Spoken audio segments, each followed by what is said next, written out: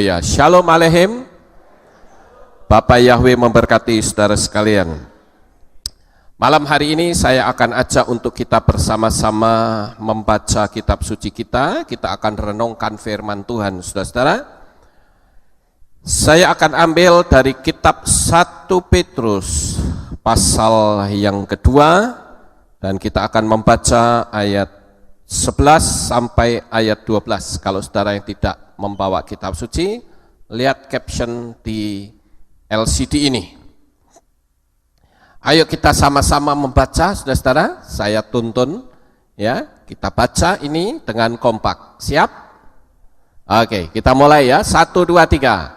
Hai yang terkasih, aku menasehati kamu sebagai orang asing dan yang mengembara, agar menghindari keinginan-keinginan kedagingan yang berperang melawan jiwa, dengan memelihara perilakumu yang baik di antara bangsa-bangsa lain, supaya dalam apa yang mereka fitnahkan tentang kamu sebagai pembuat kejahatan, setelah meneliti dari perbuatan-perbuatan baik, mereka dapat memuliakan Elohim pada hari penilikan.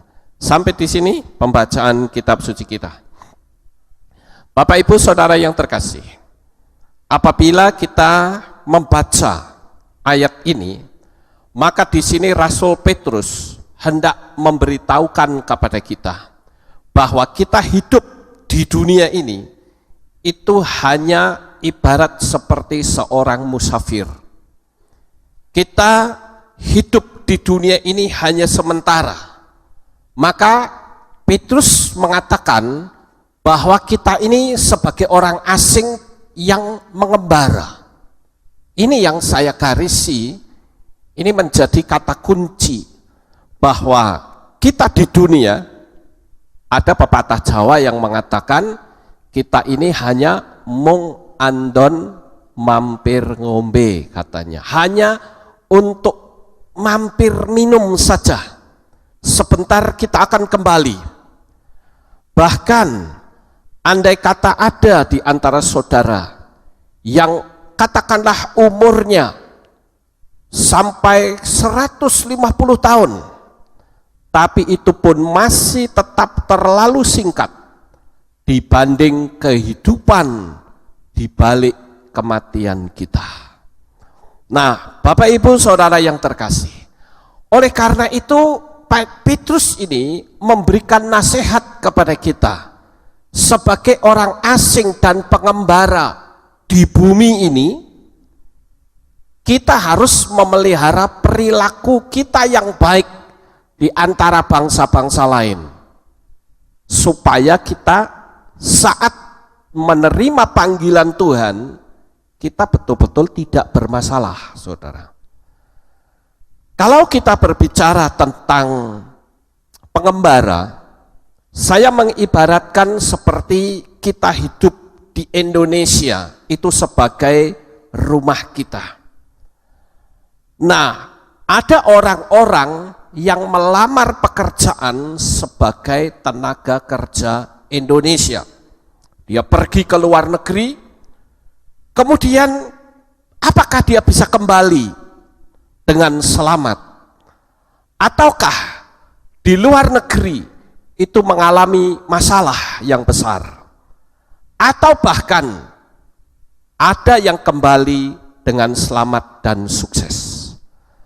Nah, berbicara tentang tenaga kerja Indonesia, saudara-saudara, saya ingin memberikan sebuah ilustrasi.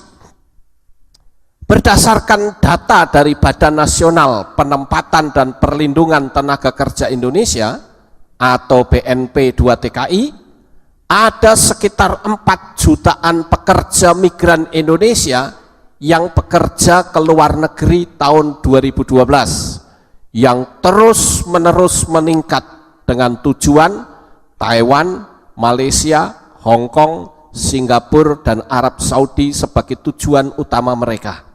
Jadi negara-negara ini ibarat seperti dunianya gitu. Indonesia ini rumahnya. Apakah dia bisa kembali dengan selamat? ataukah dia bermasalah di negeri orang. Nah, Bapak Ibu Saudara yang terkasih, Rasul Petrus mengingatkan kita agar kita menjaga perilaku kita yang baik, sehingga kelak ketika waktunya kita kembali, kita betul-betul kembali dengan selamat. Sampai di sini saudara bisa ikuti? Oke, kita lanjut saudara. Nah, kembali ke ilustrasi tenaga kerja tadi saudara. Nah, di sini ada 25 negara terbesar penempatan tenaga kerja luar negeri Indonesia. Ini Malaysia, Taiwan, Saudi Arabia, Singapura, Hong Kong, Brunei Darussalam, United Emirates ya, Arab. Kalau kita lihat di sini, ini yang paling sedikit itu Cina, saudara. Ya, cuma 64 tenaga kerja, ini data dari bulan Januari sampai November tahun 2016. Nah, sekarang apakah tenaga kerja yang dikirim ke luar negeri, mereka menjadi seorang musafir yang bekerja, apakah mereka mulus-mulus saja atau mereka bermasalah? Ternyata sebagian besar mereka bermasalah. Masalahnya apa saudara? Di sini ditulis, ada yang pemutusan hubungan kerja sebelum masa perjanjian kerja berakhir. Ini di PHK dulu. Kemudian ada yang meninggal dunia di negara tujuan. Ada yang gajinya tidak dibayar. Ada TKI yang ingin dipulangkan. Ada pula yang sakit. Ada yang putus hubungan komunikasi. Kemudian ada yang overstay, ada juga yang pekerjaan tidak sesuai dengan persembahan kasih. Kemudian ada yang TKI gagal berangkat, ada TKI yang tidak berdokumen, ada pula yang tidak dipulangkan mesti kontrak kerja selesai, dan masih banyak masalah-masalah tenaga kerja yang ada di luar negeri. Nah, Bapak Ibu yang terkasih, ini sama seperti gambaran kita ada di bumi ini, itu sebagai seorang musafir. Kalau sampai kita bermasalah di bumi ini, kita kembali tidak selamat. Tapi saya bersyukur karena kita sudah mengenal nama Bapa dengan benar. Saat kita dilahirkan di dunia ini, ibarat kita itu berada di satu negeri yang jauh, yang kita tidak kenal siapa-siapa.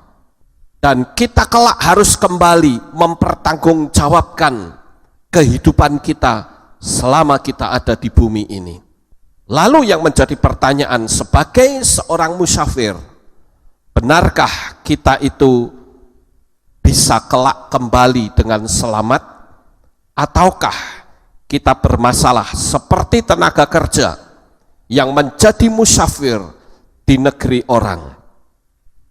Nah, Bapak Ibu Saudara yang terkasih, kita yang sebagai musafir ini sedang berjalan menuju ke satu tempat, dan dalam perjalanan itu banyak peristiwa-peristiwa yang menjadi penghambat di dalam perjalanan hidup kita, karena ada peran oknum lain yang berusaha untuk menyeret kita masuk dalam permasalahan, sehingga kita gagal mempertahankan iman dan kesetiaan kita kepada Bapa Yahweh. Nah, oleh karena itu saudara, sebagai seorang musafir, kita harus menyadari beberapa hal. Saya pada waktu masih kecil, saudara-saudara, saya membaca satu komik. Ini komik ini bagus sekali ya, saya rekomendasikan. Kalau saudara pergi ke toko buku, beli komik ini saudara, Perjalanan Musafir, yang ditulis oleh John Bunyan. Ini bagus sekali ceritanya, karena ibarat seperti seorang musafir yang sedang memikul beban yang begitu berat. Nah, selama di dalam perjalanan itu banyak sekali mengalami hambatan-hambatan. Lalu apakah musafir ini bisa kembali dengan selamat? Saya tidak akan cerita tentang buku ini, tapi kalau saudara ada kesempatan pergi ke toko buku, cari buku ini saudara. Ini komik yang saya baca pada waktu saya masih kecil, dan saya merekomendasikan untuk saudara karena di dalamnya banyak sekali pendidikan-pendidikan yang sangat luar biasa. Bagaimanakah cara menangani masalah-masalah selama orang ini menjadi musafir. Kadangkala dia digoda, bagaimana dia bisa melepaskan diri. Pokoknya bagus deh buku ini saudara ya. Nah, kita kembali membahas tentang musafir saudara. Sebagai seorang perantau, mereka itu harus menyadari akan kesementaraan hidup di rantau. Hal ini mengingatkan mereka untuk tidak terikat dengan kehidupan di tanah rantau. Ketika kita kembali, Tuhan bilang, "Nak, sekarang waktunya kamu pulang." Kita tidak bisa berkata, "Tuhan, tunggu dong Tuhan, anak saya masih kecil-kecil." Oh, tidak bisa saudara. Ada pula yang berkata, "Tuhan, tunggu dong, saya belum menikah." Tidak bisa. Ketika panggilan kematian itu datang, suka tidak suka, mau tidak mau, kita harus mempertanggungjawabkan kehidupan kita selama kita ada di dunia. Nah, cuman terkadang saudara-saudara, kita tidak menyadari bahwa hidup kita itu sangat singkat sekali. Dulu jemaat kita ada yang berumur 105 tahun baru meninggal, yaitu Mbah Marto. Saya kalau besok ke rumahnya, karena tiap minggu kita layani pembacaan firman, puji-pujian dan sebagainya, karena dia sudah tidak lagi bisa ibadah di hari-hari menjelang kematiannya, saya selalu mengingatkan kepada beliau. Saya katakan, secara fisik memang Mbah Marto umurnya panjang, tetapi sebetulnya kalau kita melihat dari ukuran kehidupan itu sendiri, umur 105 itu terlalu singkat. Karena di balik kematian itu ada kehidupan yang maha kekal. Tidak ada lagi waktu yang membatasi kehidupan kita. Sementara betapa celakanya kalau saat kita kembali, ternyata Tuhan berkata, "Silahkan mundur dari hadapanku, kamu pembuat kejahatan." Maka saudara, sekalipun kita nangis darah, pengadilan di sono tidak bisa disuap. Nah, oleh karena itulah, kalau kita ngerti kesementaraan hidup kita, jangan sampai kita terikat. Saya tidak mengatakan saudara tidak boleh bekerja. Firman Tuhan mengatakan orang yang tidak bekerja tidak layak untuk makan. Namun demikian saudara, bukan berarti kita lalu terikat oleh pekerjaan. Berapa banyak orang-orang percaya yang sudah menerima keselamatan saat jam-jam ibadah, mereka lupa bahwa mereka harus ibadah. Berulang-ulang kali saya mengingatkan, jikalau dalam 1 minggu engkau tidak beribadah dan hatimu tetap tenang, hatimu tetap damai, sebetulnya itu ketenangan dan kedamaian yang palsu, karena kita sedang bermasalah dengan Tuhan. Karena kalau kita betul-betul mencintai Tuhan, saya yakin 1 minggu tidak ibadah, hatimu akan sangat gelisah, kecuali kita ada di tempat di mana nama Yahweh tidak ada. Jadi kita ibadah sendiri saja di rumah. Kemarin saya mendapatkan SMS dari satu jemaat di Malaysia. Dia tanya kepada saya, "Bapak tahu nggak di Malaysia di kota ini nih ada nggak?" Saya bilang kalau di luar negeri saya nggak tahu. Jangankan di luar negeri, di Indonesia saja ada banyak tempat yang saya tidak tahu. Apakah di situ ada pengagung Yahweh atau tidak? Lalu dia berkata bahwa saya sekarang tidak lagi mau ibadah. Karena semua gereja itu yang dipanggil adalah nama sesembahan lain. Saya bilang bagus, nggak usah kebaktian, nggak apa-apa. Daripada kamu ibadah, tetapi tidak berkenan di hadapan Tuhan.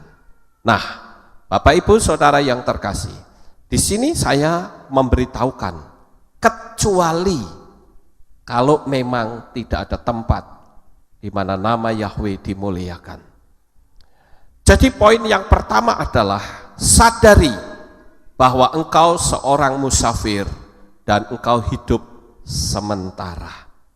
Yang kedua, milikilah kesadaran terus-menerus. Kesadaran terus-menerus Yesua mengajarkannya dengan berkata, berjaga-jagalah senantiasa. Melalui kesadaran akan menimbulkan kekuatan yang luar biasa yang dapat menyebabkan perubahan dalam kehidupan itu sendiri. Kesadaran itu melebihi kepandaian manusia sebagai refleksi dari tindak tanduk kita sehari-hari.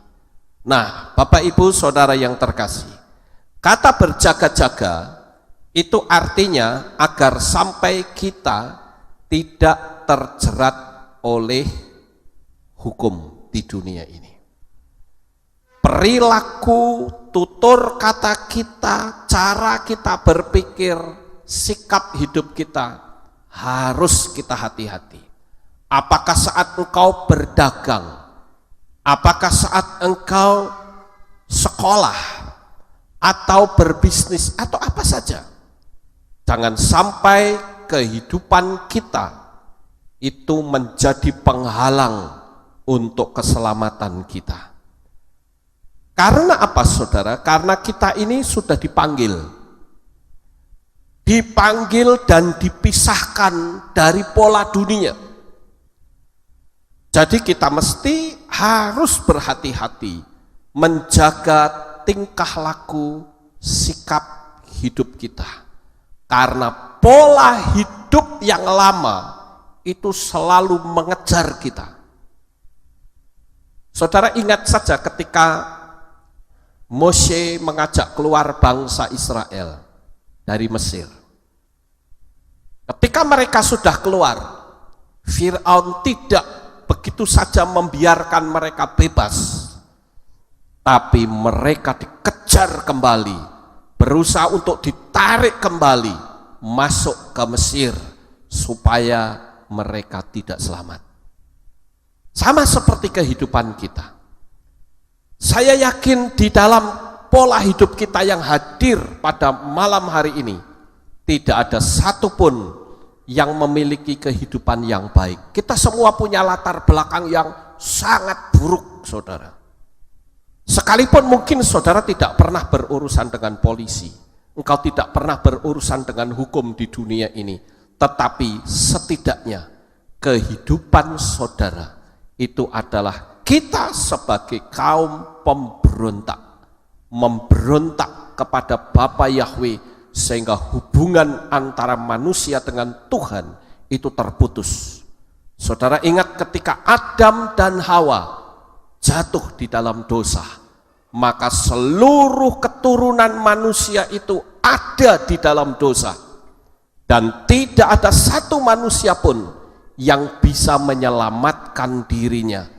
Karena sejak manusia itu jatuh, maka manusia sudah tidak lagi sempurna. Sementara keselamatan itu tuntutannya adalah kesempurnaan. Semua manusia tidak ada yang sempurna kecuali Sang Pencipta itu sendiri. Oleh karena itulah Sang Pencipta perlu turun ke dalam dunia ini dalam wujud manusia, yaitu Yeshua HaMashiach yang menggantikan kita semuanya. Dan kita bersyukur saudara, karena melalui karya Yeshua, Yeshua katakan, akulah satu-satunya jalan dan kebenaran dan hidup. Seorang tidak akan sampai kepada Bapa kecuali melalui aku. Yeshua memberikan jaminan keselamatan yang pasti, bukan semoga, bukan mudah-mudahan, tetapi pasti. Siapa yang menerima dia ada di dalam kuasa darahnya, maka kelak ketika kita mati, kita sudah dipastikan kita selamat. Dan mungkin kita akan berkata, kalau Pak Lukas cerita tentang surga atau Syamayim, emang Pak Lukas pernah ke sana? Tidak. Tetapi ada orang yang pernah ke sana dan dia adalah pemilik Syamayim itu sendiri. Dialah Yeshua HaMashiach. Dia turun ke dalam dunia ini, dia cerita tentang ada apa di balik kematian. Maka saya percaya, karena yang bercerita itu pemilik Syamayim sendiri. Kalau misalnya saudara cerita sama saya, ayo Pak Lukas, saya ajak ke Amerika, saya ajak jalan-jalan di sana, saya ragu saudara. Kenapa? Bisa-bisa saya kesasar lagi di sana. Tapi kalau yang mengajak saya itu adalah Donald Trump, wow, paling-paling nyasarnya di Gedung Putih.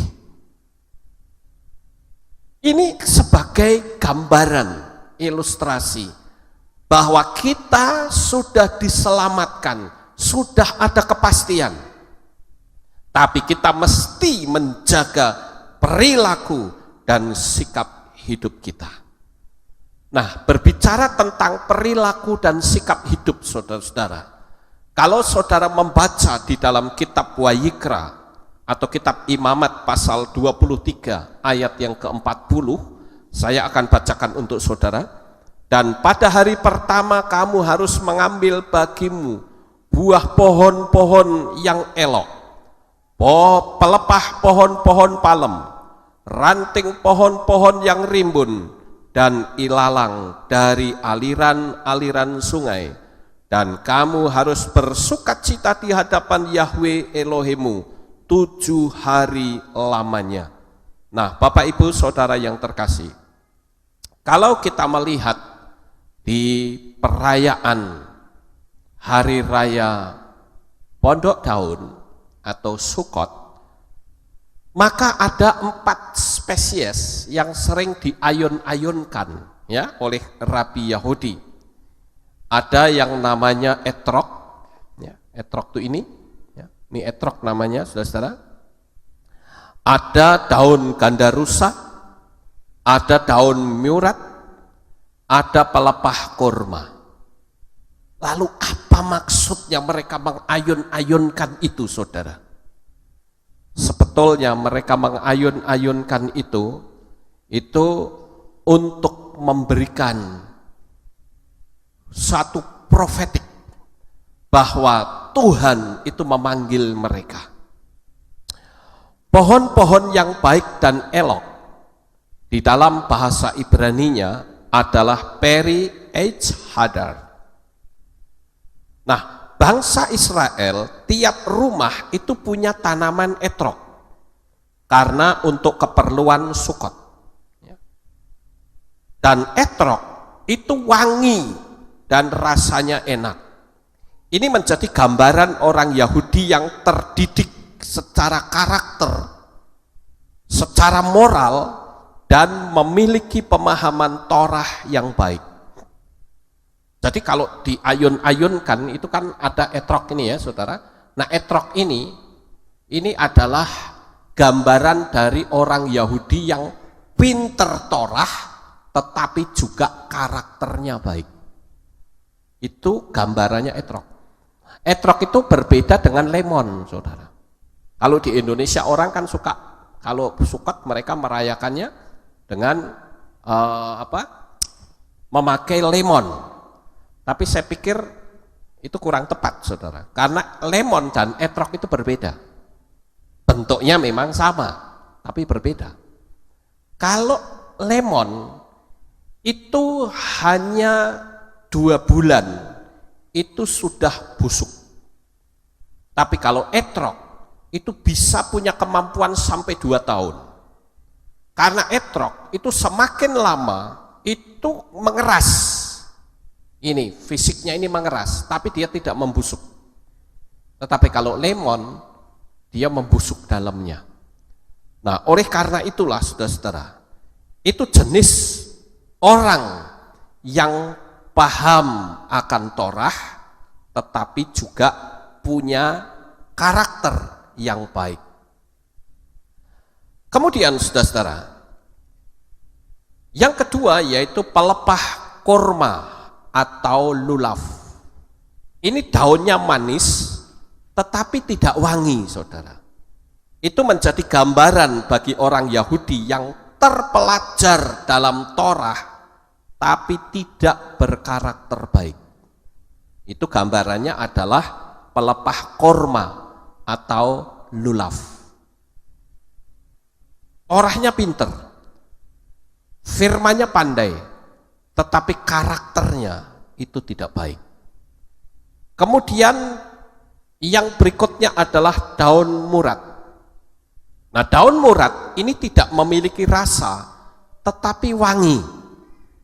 Ini menjadi gambaran dari orang Yahudi yang tidak paham akan Torah, tetapi hidup dan karakternya baik, moralnya baik. Memang Torah tidak pinter dia, tetapi kalau masalah hidup, itu karakternya baik, saudara. Suka nolongin orang, bicaranya lemah lembut, ya, dan dia care dengan orang lain. Itu orang Yahudi yang digambarkan dengan daun murad, saudara. Kemudian yang berikutnya, saudara-saudara, yang berikutnya yaitu tadi sampai di murad ya. Nah, sekarang adalah pelepah lulaf. Lulaf sudah ya. Nah, pohon gandarusa. Daun gandarusa ini tidak memiliki rasa maupun bau. Ini gambaran dari orang Yahudi yang tidak memiliki pemahaman akan Torah, tapi juga tidak berkarakter baik. Wah, ini yang paling parah, saudara. Jadi daun pohon gandarusa ini gambaran orang yang paling parah. Sudah Torahnya nggak pinter, karakternya buruk sisan. Wah, ini bagaimana ini ya? Nah, 4 jenis orang ini itu secara hukum profetik diundang ketika mereka mengayun-ayunkan pohon 4 spesies itu, saudara. Nah, Bapak Ibu Saudara yang terkasih, kalau saya perhatikan Indonesia itu dulu dikenal dengan negara yang ramah. Coba minta tolong, ini kok enggak bisa. Oke. It's okay. Ya. Dulu Indonesia ini dikenal sebagai negara yang ramah penduduknya. Negara yang penduduknya itu senang berkomunikasi. Tetapi sekarang ini Indonesia di mata dunia dikenal sebagai bangsa yang beringas. Saudara paham nggak? Ini ngeri sekali, saudara. Kalau saudara pergi ke Israel sekarang, ketika saudara berada di gerbang masuk imigrasi yang namanya gerbang LMB, saya ke Israel sudah 3 kali, saudara. Itu masuknya ke situ itu ketatnya luar biasa. Pada waktu saya ke Israel yang ketiga kali, ada 1 jemaat kita yang ditahan di sana. Dan tidak diapa-apain, cuman disuruh masuk ke satu ruangan, ditanya juga enggak, diajak berdialog ya enggak, cuman didiamkan aja suruh gitu, orangnya ngurusin apa-apa gitu. Akhirnya kami minta tolong sama tour leadernya. Saya bilang, ayo dong cepet itu ditanyain. Kita mau berlama-lama di sini ngapain dia di sono? Terus ditanyain saudara. Akhirnya dilepas. Dan pada waktu itu saya tanya, kamu di sana ditanyain apa saja? Enggak ditanyain tuh cuman disuruh duduk katanya. Apalagi Indonesia. Namanya berbau Islam misalnya. Waduh itu repot saudara. Ke Amerika juga begitu. Indonesia ini di mata Amerika tuh buruk sekali. Orang sekarang mengambil visa untuk Amerika tuh susahnya minta ampun saudara. Kalau saudara sudah berulang kali ke Amerika itu mudah. Tapi untuk yang pertama, waduh minta ampun susahnya. Pokoknya kalau Indonesia namanya berbau Islam begitu, sulitnya luar biasa. Karena Indonesia ini di mata dunia itu sangat buruk citranya saudara. Kenapa bisa seperti itu? Saya ingat pada waktu dulu saya masih kecil, itu ada pelajaran budi pekerti. Kalau bapak-bapak yang usianya di atas saya, pasti tahu. Dulu di sekolah ada pelajaran budi pekerti, itu mulai diajarkan dari tingkat SMP. Diajarkan. Tapi sekarang saya tanya sama anak-anak sekolah, nggak ada budi pekerti. Coba yang sekolah di zaman sekarang, ada nggak pelajaran budi pekerti? Ada? Nggak ada saudara. Tapi dulu ada pelajaran budi pekerti.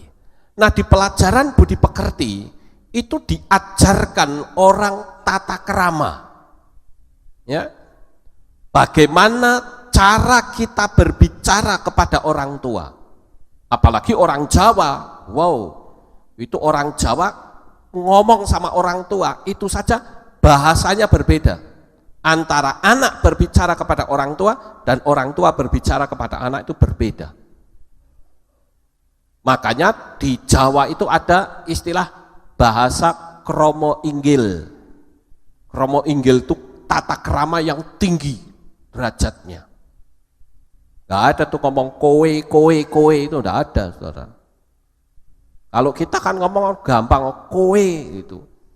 Kalau orang yang ngerti tata krama dalam bahasa Jawa, mereka ngomong aja jenengan, ya, lebih halus. Nanti kalau orang kepada orang yang lebih tua pakainya bahasa halus, saya terus terang nggak bisa, karena itu luar biasa dalamnya saudara. Tetapi setidak-tidaknya di budi pekerti itu diajari cara kita berbicara kepada orang yang lebih tua, nggak sembarangan saudara. Kemudian bagaimana ketika kita mau pulang. Anak-anak sekarang kan kadang nggak tahu tata krama saudara. Kalau mau pulang lus gitu pulang, nggak pamit. Nanti kita menanyain, loh ini orang kok nggak ada kemana ya? Udah pulang, ya ampun kok nggak pamit. Ya saudara, tata krama itu betul-betul dipelihara dulu. Ya. Bagaimana saat mau pulang itu harus pamit terlebih dahulu. Kemudian menyajikan makanan dan minuman saat ada tamu. Kalau dulu diajarkan saudara, kalau ada tamu nyuguhi minuman, itu pembantu rumah tangga itu diajari. Kalau nyuguhkan tamu itu taruh di meja tamunya dulu, bukan di tuan rumah. Tuan rumah itu yang terakhir, taruh di meja. Kemudian ketika makan, selesai makan, itu bagaimana caranya? Enggak awul-awulan sembarangan, ya, ada makanan pating selayah gitu, enggak, dirapiin. Sekalipun itu sepele, tetapi itu sangat penting. Itulah tata krama, ya, budi pekerti. Kemudian bagaimana cara mengambil simpatik dari orang lain. Nah itu penting saudara. Jangan sampai kita mau cari simpatik, tetapi bahasa kita tuh tidak menarik. Mana orang bisa tertarik sama kita? Saya teringat dulu saudara, ada seseorang yang namanya Darmanto. Tidak ada hujan, tidak ada angin, saya juga tidak kenal orang ini, tiba-tiba dia kirim email. Dan dia katakan begini, saya tahu Anda adalah seorang pendeta, tetapi sayang saya katakan Anda itu goblok. Masa Isa kok dianggap Tuhan? Nah ceritanya dia mau mengislamkan saya, tetapi bahasanya tuh kasarnya minta ampun. Lalu saya kasih jawab, saya tidak kenal kamu, saya pun belum pernah ketemu, tetapi kamu mau ajak saya untuk ikut agamamu, tetapi bahasamu kasarnya seperti itu. Andai kata apa yang kamu ucapkan itu benar pun, saya tidak akan mau. Lalu sekarang saya kasih ayat-ayat, saya katakan justru seharusnya kamu bertobat. Siapa Isa itu? Saya kasih rentengan ayat-ayat dia, tak sodorkan. Ini email saya yang pertama dan terakhir untuk kamu, karena aku tidak mungkin mengikut kepercayaan dari cara hidupmu yang seperti itu. Langsung saya katakan begitu saudara. Dan dia tidak email lagi sampai sekarang ini. Jadi ketika kita memahami akan tata krama, akan budi pekerti, maka kita bisa mencari simpati dari orang lain. Bagaimana jika mau menyalahkan orang lain? Itu pun ada caranya. Tidak orang itu kita permalukan di depan orang banyak. Tidak. Tapi dipanggil empat mata, dikasih tahu, ya. Nah itu tata krama. Kemudian bagaimana cara kita berbicara dengan orang lain? Ada filter, apakah ucapan kita itu melukai hati orang lain atau tidak? Nah ini penting saudara. Sebentar saya akan putarkan satu video untuk saudara. Video ini adalah seorang anak muda, namanya Donald Franz. Donald Franz ini dulunya orang Kristen, saudara. Tetapi karena Kristen itu adalah polanya pola Yunani, maka pemahaman akan iman itu terlalu cetek. Sehingga dia keluar dari Kristen dan memaki-maki pendeta. Tetapi karena pendeta dimaki-maki itu cuma diem, saudara. Kemudian dia masuk ke Islam, dia belajar Islam. Tetapi ternyata anak muda ini menjelek-jelekan Islam luar biasa. Dan saya yakin, andai kata ada orang Islam yang mendengar apa yang dia ucapkan, tidak akan pernah tertarik sama sekali, karena ucapannya itu tidak menjadi berkat. Bahkan saya melihat anak muda ini yang mengupload video di YouTube, saudara-saudara, itu komen bawahnya, itu ngeri, dikutukin habis anak muda ini. Bahkan ada juga sekarang yang mulai bermunculan, saya melihat ada 5, yaitu orang yang mau menantang, bahkan mengatakan kalau ketemu akan saya habisin kamu. Dan itu cukup banyak saudara. Nah sekarang coba saudara lihat videonya ya, apakah dia punya tata krama dengan baik. Saya bilang anak ini ateis. Kita lihat videonya.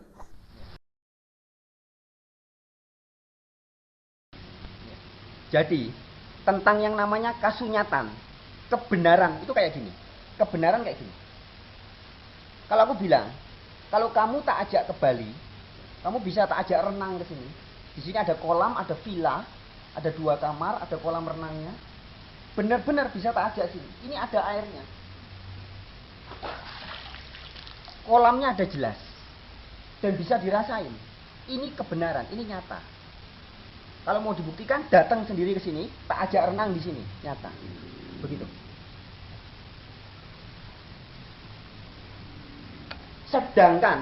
Sedangkan yang namanya ceritanya, katanya, jarine itu kayak gini.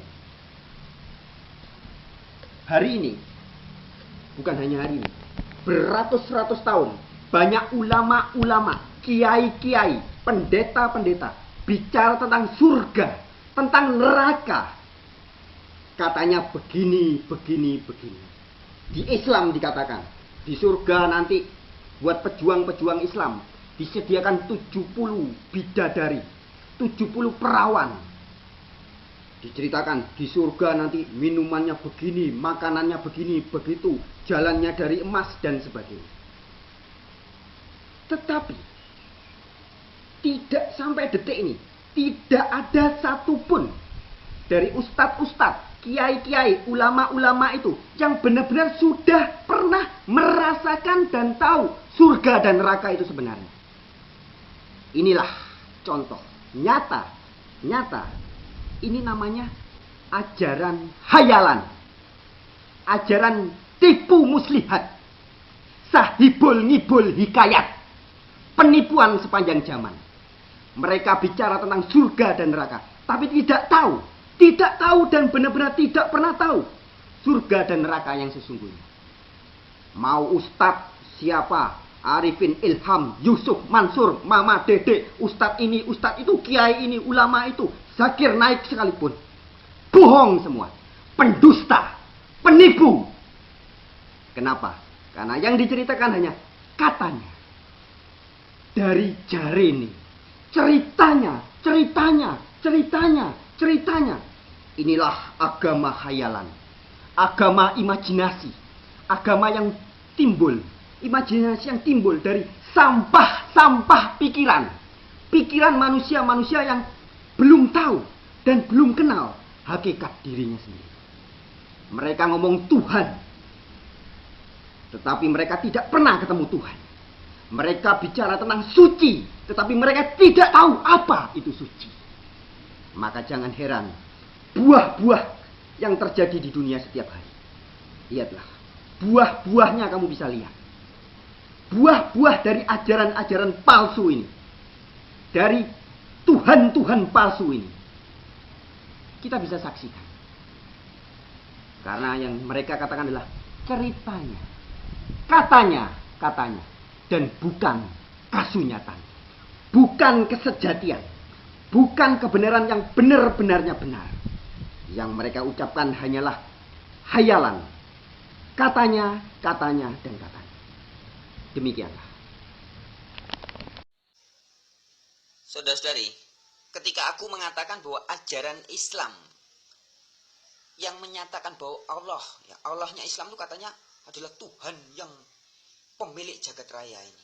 Katanya Allahnya itu adalah pemilik jagat raya ini, pencipta segala sesuatu ini. Nah, di dalam ajaran Islam dikatakan bahwa pemilik jagat raya ini yang disebut sebagai Allah itu, yang mereka klaim namanya Allah itu, katanya punya banyak musuh Islam. Yang menurut Al-Quran musuh-musuh ini harus diperangi, bahkan harus dibunuh. Nah, ajaran ini, aku katakan ini ajaran guendeng, saudara-saudari. Wedan tenan. Bayangkan, bagaimana enggak gendeng. Katanya Allah itu yang memiliki sumber segala sesuatu, yang memiliki jagat raya.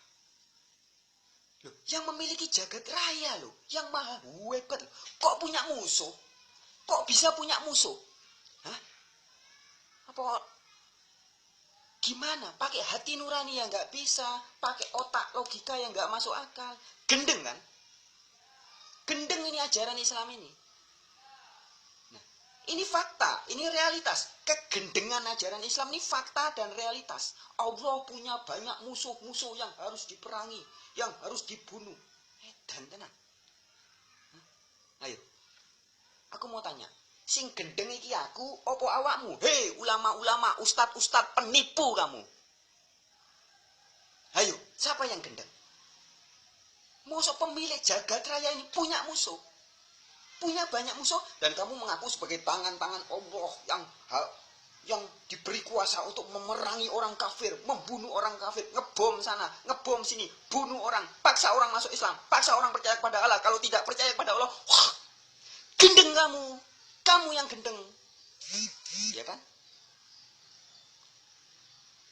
Gitu saudara-saudari.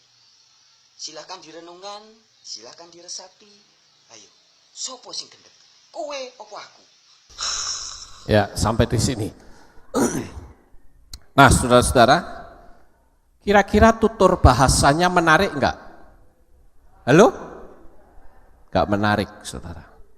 Dan orang pasti tidak akan simpatik dengan ucapan-ucapan yang seperti itu.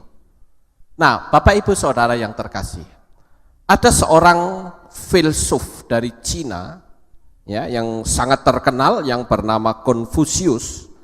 Dia memberikan satu ungkapan, dia katakan demikian: orang yang luar biasa itu sederhana dalam ucapan, tetapi hebat dalam tindakan. Saudara setuju? Bagus itu kata-katanya ya. Orang yang luar biasa itu sederhana dalam ucapan, tetapi hebat dalam tindakan. Dan itu ada di dalam diri Yesua. Yesua itu kata-katanya sederhana, kata-katanya penuh kasih, dan tindakan dia pun begitu luar biasa. Jadi saudara-saudara, kita sekali lagi harus memiliki kesadaran yang luar biasa. Kalau kita tidak memiliki kesadaran, kita akan gagal di dalam kita menjalani hidup ini. Saya ambil satu contoh. Orang sudah tahu kalau merokok itu tidak baik dan egois. Tetapi kenapa orang tetap merokok? Karena belum punya kesadaran akan bahaya merokok, baik pada diri sendiri maupun orang lain. Sama seperti anak muda tadi. Dia ngomong seperti itu, dia pikir orang akan tertarik dengan ucapannya. Tidak. Kalau saya orang Islam pun, saya tidak akan tertarik dengan ucapannya. Kenapa? Karena dia tidak ngerti akan bahaya dari ucapannya. Itu kan termasuk melecehkan agama. Dan yang kedua, orang mana akan tertarik seperti yang tadi saya ceritakan oleh seseorang yang kirim email kepada saya, kenal saja tidak, bukan cari simpatik malah nyerang, nggak tertarik saya, saudara. Nah, begitu juga dengan orang yang tidak ngerti akan bahaya merokok, baik pada diri sendiri maupun pada orang lain. Sekarang kan muncul rokok elektronik seperti ini ya, saudara. Saya lihat di mana-mana, bahkan cewek-cewek juga pada merokok. Kemarin ketika saya pasang lampu di Jogja, ya, di Jiwok Mall, karena kebab kita akan pindah ke sana, saya masangin listrik, saudara. Itu sampai jam 3:30 pagi. Karena saya berangkat malam, saya pasangin listrik, jam 3:30 pulang. Nah, kebetulan cucu saya Afram itu kelaparan, lalu dia minta mampir ke McD. Nah, waktu saya mampir di McD, saya heran, itu kan 3:30 ya kira-kira, saudara. Ini kok orang kok masih pada nongkrong di situ, ada cewek-cewek, ada laki-laki pada main internetan di situ. Dalam hati saya, ngapain ini jamnya orang tidur dia nongkrong di McD, saudara. Saya lihat di situ juga ada cewek yang ngerokok, pakainya begini nih, rokok begini. Memang baunya wangi, saudara. Karena rokok ini yang seperti ini minyaknya ini macam-macam, saudara. Ada yang jasmine. Jadi kalau dirokok, dipakai, disedot itu baunya itu aromanya melati, saudara. Terus ada lagi yang aromanya kayak jeruk.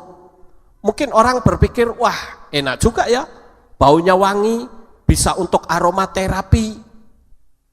Tapi ternyata saudara, saya pelajari rokok seperti ini, itu bahaya dan efek samping rokok elektronik vapor ini lebih berbahaya dari rokok biasa ternyata.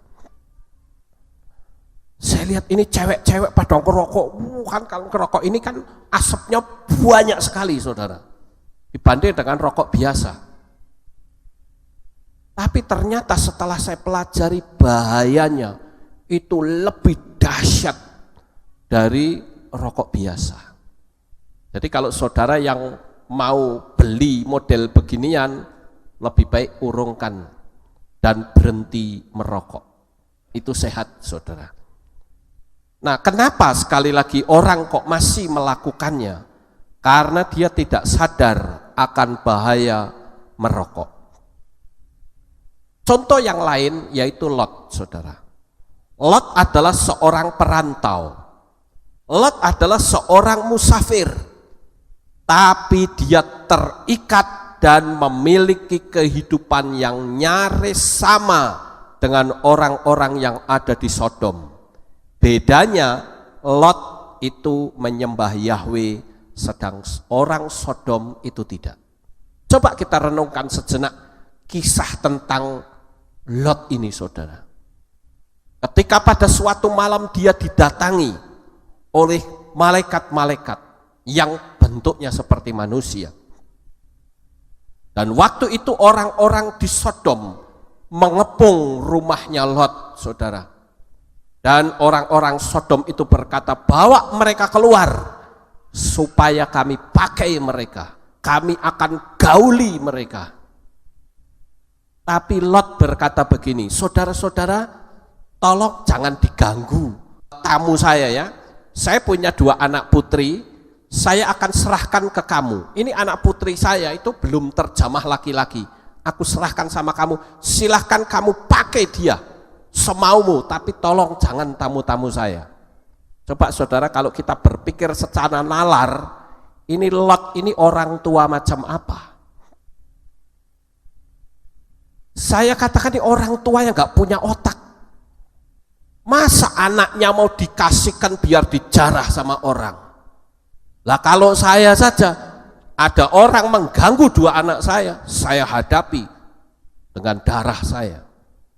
Kok ini malah anaknya disodorkan nih, silahkan kamu apa-apain. Orang tua macam apa itu, saudara? Pantas apabila kita melihat anak-anak Lot berbuat kurang ajar. Ketika dia sudah melarikan diri di dalam gua pada waktu itu, lalu kakaknya berkata, kita nggak punya keturunan, ayo kita kasih minum anggur papa kita, biar nanti dia menjadi penerus keturunan kita. Ini kan gila, saudara. Sampai akhirnya kedua anak Lot ini melahirkan 2 bangsa yang tidak mengenal Yahweh. Bapak Ibu saudaraku yang terkasih, dan kenapa anaknya sampai berkata seperti, ayo kita kasih minum anggur bapak kita, biar nanti meneruskan keturunan. Saya yakin karena akibat ulah dari bapaknya sendiri yang melecehkan anaknya. Apa dia nggak ngerti kalau Lot itu sebetulnya sudah punya calon menantu? Makanya ketika dia berbicara bahwa Sodom ini akan dimusnahkan oleh menantu-menantunya, calonnya, dia bilang, ini papa kita bergurau apa ya? Dari dulu nggak pernah bicara tentang rohani, kok ini tiba-tiba rohani banget, ada apa?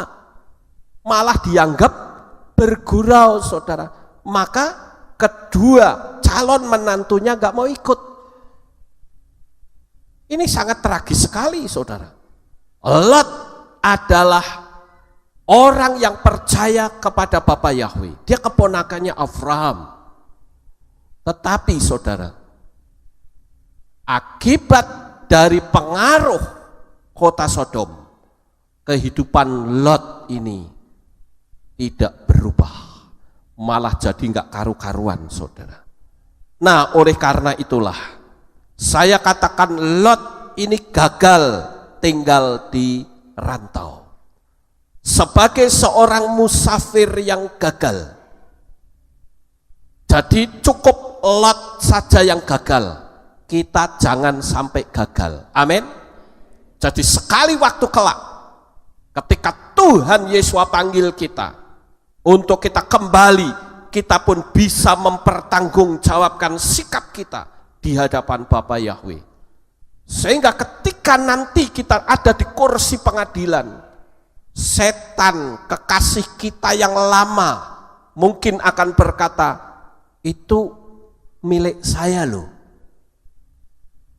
Tapi Yesus berkata tidak. Lihat stempel baptisannya atas nama siapa. Karena dia dibaptis dulu atas nama si A. Yesus bilang tidak, orang itu sudah diperbaharui. Stempelnya sudah berbeda. Boarding pass-nya itu sudah beda, saudara. Nah, oleh karena itulah saya memberitahu kepada Bapak Ibu Saudara agar kita berhati-hati dalam menjalani hidup di dunia ini. Karena kalau kita tidak menjadi berkat hidup kita, kita akan dipertanggungjawabkan kelak di kursi pengadilan Tuhan. Lanjut, kesadaran apa yang perlu kita ketahui? Yaitu kesadaran akan identitas mereka. Ya, kalau kita punya kesadaran saya orang Indonesia, kesadaran untuk memilah-milah kebiasaan atau budaya yang sesuai dengan budaya Indonesia. Makanya tadi saya katakan Indonesia itu dulu dikenal sebagai bangsa yang ramah tamah. Tetapi sekarang Indonesia itu dikenal sebagai bangsa yang beringas. Sekali lagi, kalau saudara umurnya di atas saya, pasti saudara akan kenal bahwa dulu Indonesia sangat dikenal oleh dunia dengan keramahan bangsanya. Betul ya, bapak-bapak yang umurnya di atas saya? Betul ya, Pak?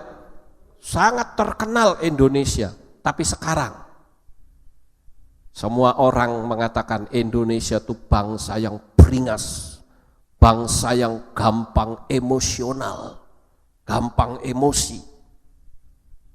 Nah, oleh karena itu saudara, kita harus tahu identitas. Identitas kita itu adalah anak-anaknya Bapak Yahweh, kita mempelai-mempelainya Hamasya. Amin. Yang kelak ketika dia datang, dia akan jemput mempelainya, yaitu saudara dan saya.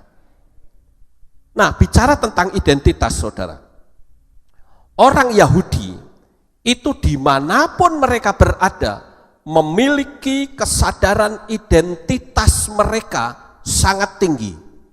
Saya ambil contoh ketika ada 3 anak muda ini di Babel ya, ketika orang Israel ditawan di Babel.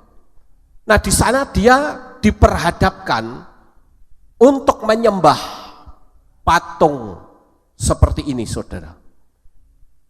Lalu pada waktu itu ada undang-undang. Nanti pada waktu ada musik berbunyi, semua orang sujud kepada patung buatan Raja Nebukadnezar. Dan apa yang terjadi? Ketika mereka membunyikan musik, maka semua orang sujud. Hanya 3 orang ini, Hananya, Misael, dan Azaria, mereka tetap berdiri tegak. Karena dia tahu identitasnya. Aku hanya akan menyembah kepada Yahweh, Di luar itu no. Coba kalau misalnya pada waktu peristiwa ini, saudara, ada Pak Pendeta di sini, kira-kira apa kata Pak Pendeta? Sujud. Apa susahnya sih? Cuma 1 menit kok, pakai hikmat akal budi. Kan begitu ya, saudara? Kalau ada Pak Pendeta pasti dia akan ngomong tuh, ojo bodoh, jangan bodoh. Apa susahnya sih? Tuhan kan tahu sikap hati kita. Sujud saja. Wong Tuhan ya tahu kok cuman untuk kamuflase. Tapi orang Yahudi bilang tidak. Kamu boleh sujud, tapi aku no. Karena dia tahu identitasnya. Nah, oleh karena itu saudara-saudara, jangan sampai kita kehilangan identitas. Sementara anak muda ini sampai namanya diganti dengan nama berhala.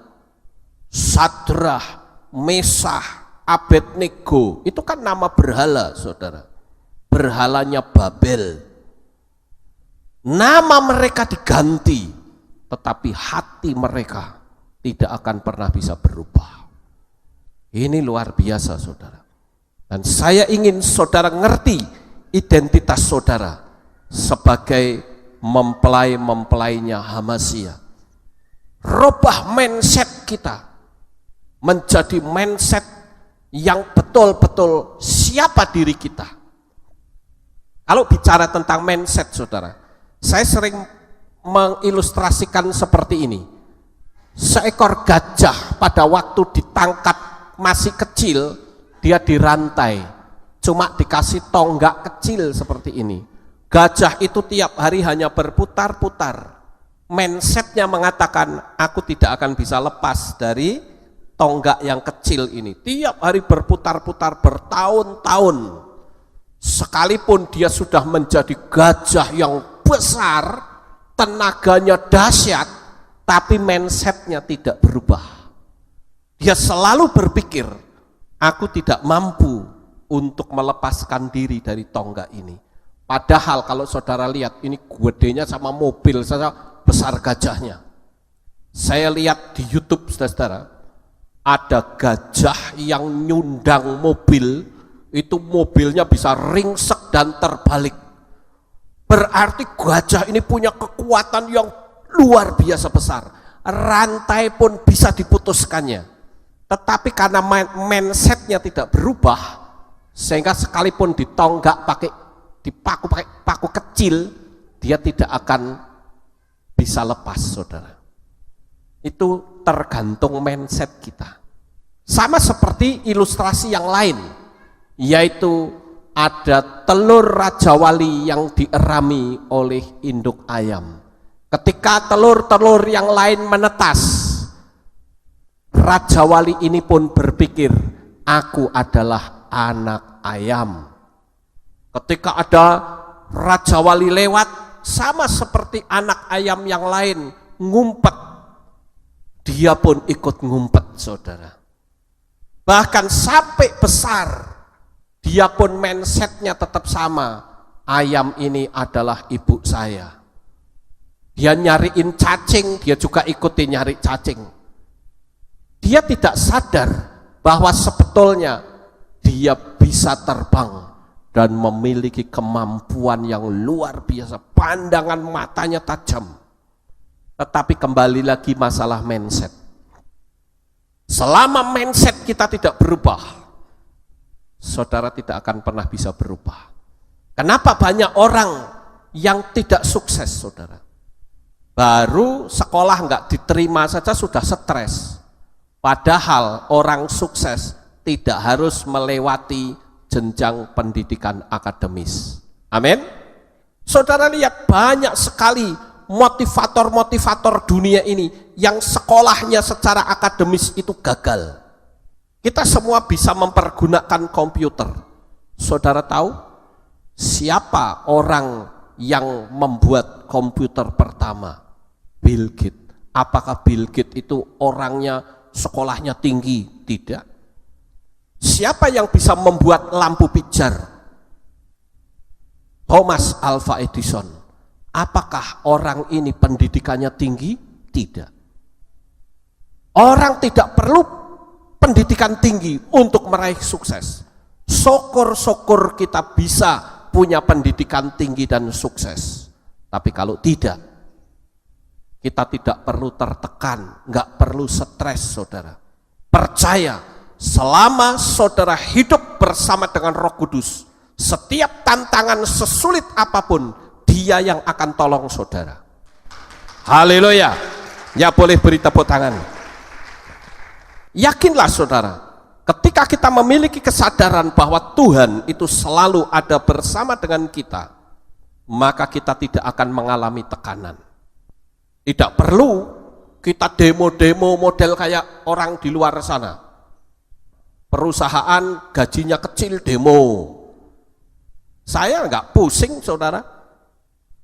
Saya dulu pernah mengalami untuk beli sabun saja tidak bisa. Saya enggak pusing, saya yakin kalau Tuhan pasti tolong saya. Buktinya, saya bisa keliling dunia berkali-kali, bisa kemana-mana. Kenapa? Karena saya percaya ada Yeshua HaMashiach yang selalu pimpin perjalanan hidup saya. Kemudian yang berikutnya adalah kesadaran bahwa mereka sekali waktu harus kembali pulang ke Indonesia. Kita kembali lagi tentang tenaga kerja Indonesia yang merantau menjadi seorang musafir di negeri orang. Harus hati-hati saudara. Jaga sikap supaya kita bisa kembali pulang dengan selamat. Ini gambaran dari orang atau TKW yang pulang tidak selamat. Hanya nama saja, hanya jenazah saja. Ya, ini ada seorang ibu yang sedang memeluk peti, sementara anaknya dia mati. Ini bahkan ada yang harus dipenggal kepalanya karena membunuh majikannya di Saudi Arabia. Nah, ini kan sangat tragis saudara. Mereka pergi dengan sebuah pengharapan yang besar, tetapi pulang kepalanya lepas dari tubuhnya. Dan saya melihat data ini, orang Indonesia yang terancam untuk dipenggal kepalanya di Arab Saudi itu masih sangat banyak. Oleh karena itu Bapak Ibu Saudara, melalui gambaran ini, maka kita mesti berhati-hati, sehingga ketika kita pulang, kita bisa tetap mempertahankan iman kita kepada Yeshua HaMashiach. Karena hanya Dia satu-satunya yang memberikan jaminan keselamatan yang pasti. Amin. Nah, Bapak Ibu Saudara, saat nanti dunia total mengalami kekacauan, Tuhan itu sudah siapkan kasih-Nya dengan mengubah semua mempelainya untuk masuk dalam kemuliaan Tuhan, sehingga terhindar dari kekacauan dunia yang total menjadi milik setan. Kitab suci kita mengajarkan bahwa kelak akan terjadi rapture atau pengangkatan. Setiap mempelai-mempelai HaMashiach yang sudah percaya dengan sungguh dan menjalani hidup itu dengan baik, maka ketika terjadi rapture kita akan terangkat, kita akan menyongsong Tuhan di awan-awan yang permai tanpa harus mati, saudara. Amin. Betapa bahagianya kita. Jaminan keselamatan Tuhan sudah berikan secara pasti. Makanya kalau saya memimpin acara kematian, saya selalu memberikan ulasan bahwa orang yang percaya kepada Yeshua tidak ada istilah semoga arwahnya diterima di sisi Tuhan, tidak. Tapi yang ada hanyalah kepastian. Karena kitab suci sudah mengatakan bahwa hanya di dalam Yeshua kita mendapatkan jaminan keselamatan. Kenapa? Karena Yeshua itu pemilik surga, pemilik Syamayim yang turun ke dalam dunia ini dan menggantikan kita. Oleh karena itu kita mesti harus berjaga-jaga, karena waktu kita hidup di dunia ini tidak lama. Kemudian yang ketiga, saudara-saudara, kita tidak akan membawa apa-apa. Saat waktunya pulang tiba, kita tidak bisa membawa apa-apa. Beberapa waktu yang lalu, saya mendapat kunjungan teman lama, yaitu saudara Joko. Siapa Joko ini? Dia tidak lain adalah teman yang menemani saya ketika saya pergi ke Amerika. Saya diajak jalan-jalan oleh saudara Joko dengan mobilnya, pergi ke kota namanya kota Solvang. Saya masih ingat. Makanya waktu kemarin dia datang ke sini, kita ngobrol-ngobrol, begitu saya ingat, saya bilang, Jok, dulu kamu nganter saya jalan-jalan keliling muter-muter di Amerika. Kamu ajak saya pergi ke satu kota yang nuansanya Eropa. Padahal di Amerika loh saudara. Namanya kota Solvang. Ya itu di Los Angeles, tapi masih jauh ya. Daerah situ. Nah, kota itu kalau saudara masuk, itu nuansanya nuansa Belanda. Ada kincir anginnya, rumah-rumahnya juga bukan rumah Amerika modelnya. Pokoknya masuk situ tuh nuansanya itu nuansa Belanda, saudara. Nuansa Eropa. Kami berbincang-bincang saat dia bilang, lalu ada satu pertanyaan yang saya ajukan kepada dia. Saya tanya, Jok, kamu sekarang masih di Amerika? Dia bilang, tidak Pak Lukas. Hah? Tidak, kenapa tidak? Kan Pak Lukas tahu bahwa visa saya itu ilegal. Karena saya bekerja di sana beberapa tahun, visanya habis, jadi saya visanya ilegal. Dan saya harus kembali ke Indonesia. Oh ya?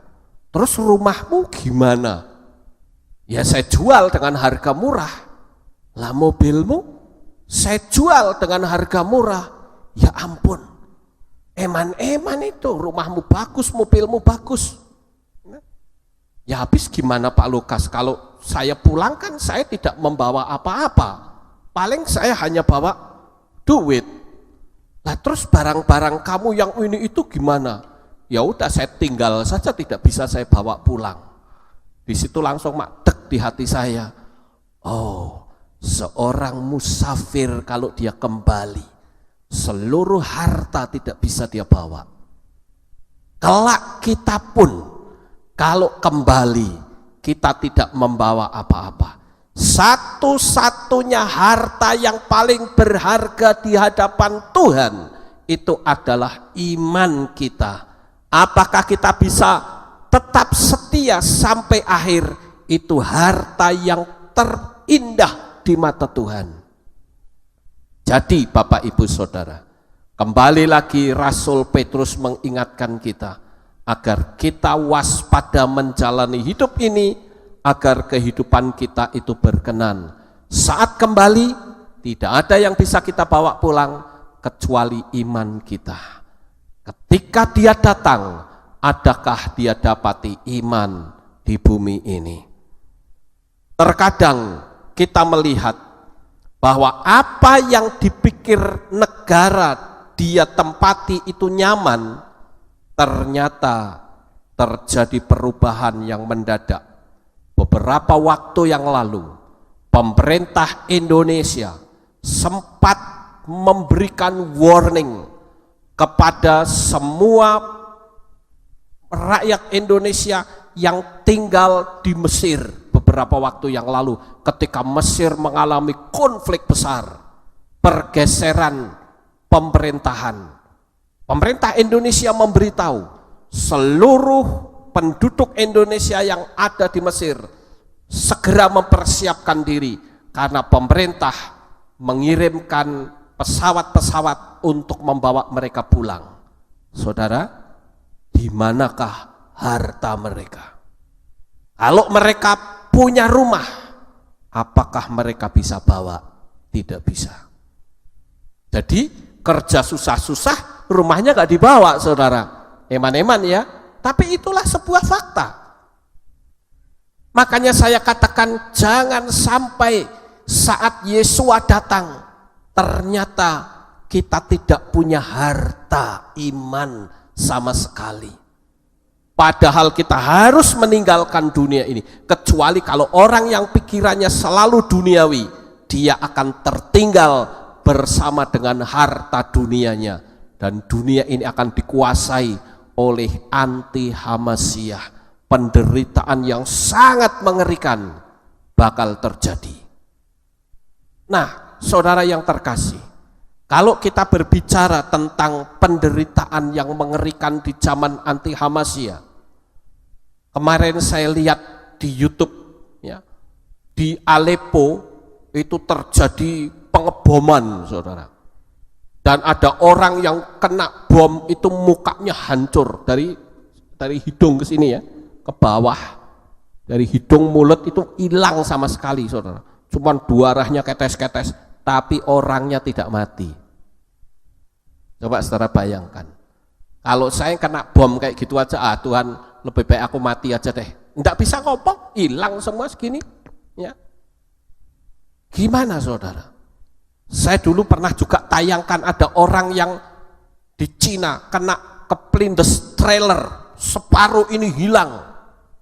Tapi orangnya hidup, masih bisa nelpon temannya, saudara. Terus ada juga anak muda yang lompat-lompat di kolam renang, yang jatuh kena lingir, pecah kepalanya menjadi 2. Orangnya juga nggak mati, saudara.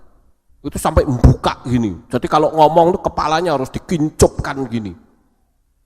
Baru itu dijahit satu-satu di rumah sakit. Saya pikir, wah ini ngeri sekali.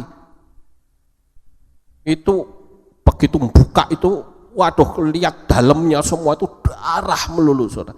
Tapi orangnya nggak mati. Nah, di zaman anti-Hamasyah nanti, kitab Gilyahna atau kitab Wahyu mengatakan, maut lari meninggalkan manusia. Kalau maut lari meninggalkan manusia, sekalipun kita dipotong tangannya, paling cuman pingsan sebentar nanti hidup lagi, ya, bangun lagi.